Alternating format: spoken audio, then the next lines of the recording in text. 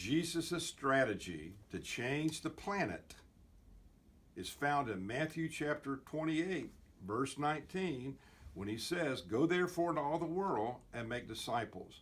One of the most misunderstood verses in the Bible is Matthew 28, verse 19. And we've been laboring the last several months on trying to unpack and explain what it means to make disciples. There is no greater strategy on the planet to change the planet than Matthew 28, verse 19, and yet so few churches, so few ministries are engaged in that process. And I hope if you're listening to this and you think that's a little too harsh, it will get your attention and you'll pass it along to your pastor, to a ministry leader, whatever they are, whatever they do. This is a strategy to change the planet, and it works, but it's untried. So last week we talked about expectations. Once you pick your disciple, what are the expectations that you have of those you're discipling? Today we're going to talk about the meeting format. So when you meet together for an hour, hour and 15 minutes, or perhaps you might even go through this on the telephone or Skyping. Some people do that that are not in the same locale. But let me just give you a few timely tips on this. Number one, meet one-on-one or one-on-two. I believe if you meet 1-on-3, 1-on-4, 1-on-5, 1-on-6, you're not going to have the same impact and result as if you meet 1-on-1 or 1-on-2 weekly. Most experts say that the most you should meet with in the discipling process is 1-on-2. In other words, a triad. I prefer 1-on-1, and that's kind of the way I go. But meet 1-on-1. Secondly, men ought to be meeting with men, and women ought to be meeting with women, or couples meeting together. I hope the reasons for that are obvious.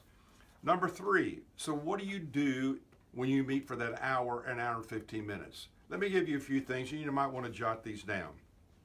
First of all, when we sit down in the room, I usually spend a few minutes and let's catch up. What's going on? What you been up to? How's your family? Etc.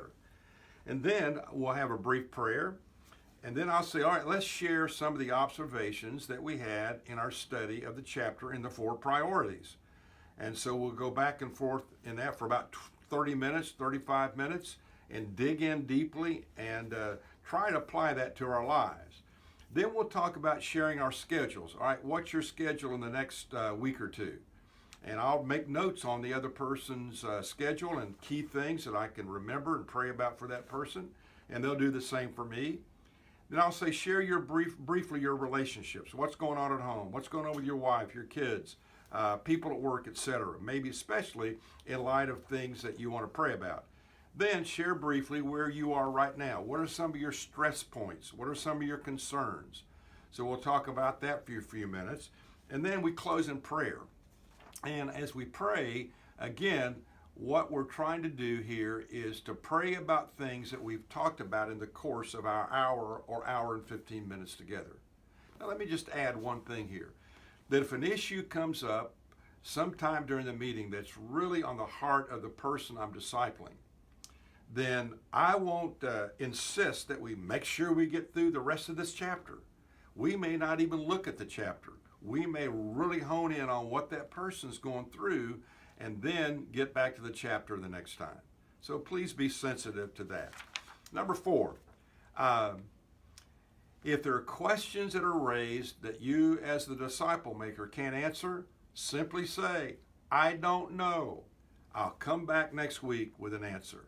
That's how we learn as disciple makers, by being asked those questions, going out and digging out the answer and coming back and sharing it. And then finally, this is a highly relational process, this disciple making.